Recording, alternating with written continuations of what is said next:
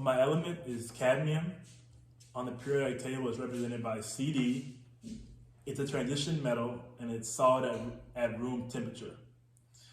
As you see here, the atomic number is 48. The atomic mass is 112.41 atomic mass units. The density is 8.69 grams per cubic centimeters. The melting point is 594.22 Kelvin, and the boiling point is 1040 Kelvin. The oxidative state is +2, and it is non-flammable, and it is non-soluble. As you see here, it's a pretty unique metal. It's a white metallic kind of color to it. What makes it unique is that it's very malleable, and it's so malleable you can cut it with a knife. Sometimes it gets a bluish tint, but yeah, that's cadmium. Now we're going to talk about the discovery some. So Friedrich Strohmeyer discovered cadmium in 1817 in Hilton, Germany. It's kind of a cool story how it was discovered. He was sent to Hilton, Germany to investigate pharmacies there. The pharmacies there were prescribing calamine, which is zinc carbonate, for skin ailments, when normally skin ailments in that time, and even now, are prescribed zinc oxides. So they're wondering what's the difference here. So basically, he heated the calamine, the zinc carbonate, and he noticed with a yellow tint, like a yellow smoke powder that came up, and that indicated that there's a different element in play here. That element ended up being cadmium. He ended up naming cadmium after cadmia, which is Greek for calamine. Here, as you see, here's the yellow cadmium. The only mineral naturally containing cadmium is greenacite. So now we're on to the uses of cadmium. This is tricky here because cadmium is poisonous, so there aren't many uses, but here are the few. Nickel cadmium rechargeable batteries. These were popular and kind of came to fruition in the 90s and are still used to this day, but they're really durable, long-lasting, can survive tough environments, easy to use. That's why they were very useful. Cadmium is used in control rods for nuclear reactors because cadmium absorbs neutrons very well. So it's perfect for nuclear reactors.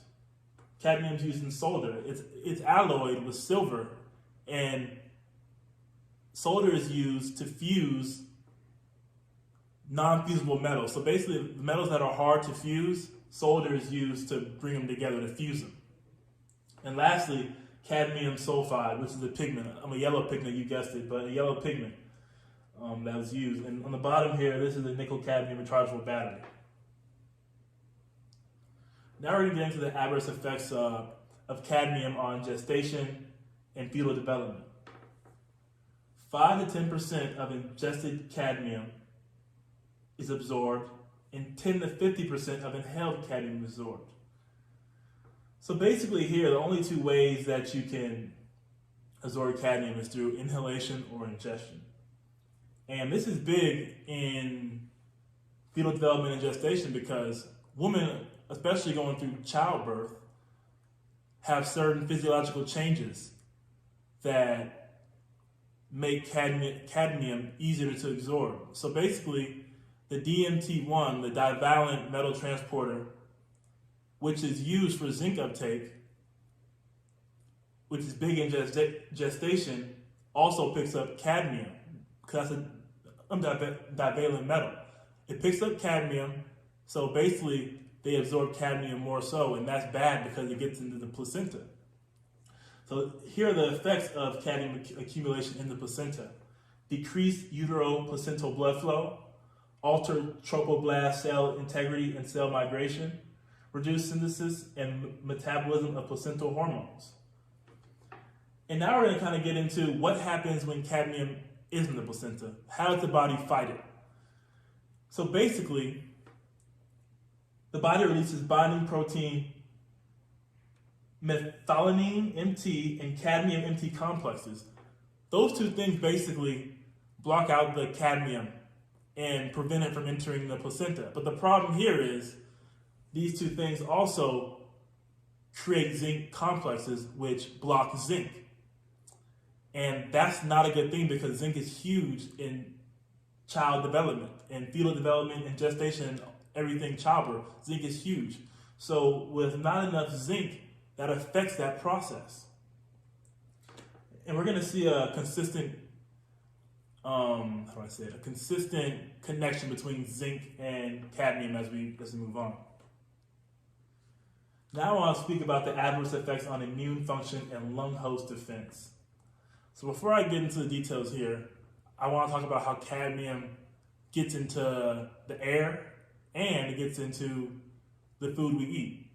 So basically cadmium is released through fossil fuels into the atmosphere. And when it lands on the ground, it gets in the soil. And the soil is where our food comes from. So we eventually ingest that. And that's where we get it from food-wise. And we can also get it from groundwater, but that's a lot rarer. It needs to be a direct application to the surface. But that and smoking cigarettes. So 1 to 2 micrograms of cadmium is in each cigarette, and 10% of that is absorbed. And cadmium is different than a lot of metals in the sense that it has a long half-life in humans. As you see here, the half-life in humans is about 10 to 30 years. There are several studies showing that smokers have double the amount of cadmium in their urine and blood than those who didn't. That brings me to COPD, which is chronic obstructive pulmonary disease. This is a disease, a progressive disease over time that constricts the airways passages through irregular information in response to toxins. And cadmium is a toxin, it's a poison. So those with COPD had, on average, more accumulation of cadmium in their blood and urine and a higher exposure level. So moving on to the immune function. Cadmium's unique, so I'm gonna go back to that cadmium-zinc correlation. So basically cadmium accumulates in cells that make up the innate immune system. Cadmium hijacks these protein binding domains that are meant for essential metals like zinc, or there's several other ones, but it hijacks those spots due to similarities, and it messes up the inflammatory response. The problem with this is the innate immune system doesn't work on memory. So it continues to proliferate and do the same thing over and over with this incorrect inflammatory response, causing a number of problems in the body. It's a complete waterfall effect. It's just cyclic. So now I want to speak about the adverse effects in the brain. Cadmium-mediated generation of reactive oxygen species creates a number of issues. So it affects the permeability of the blood-brain barrier, and it also kills neurons. It does neural damage. This is awful because it affects memory and cognition.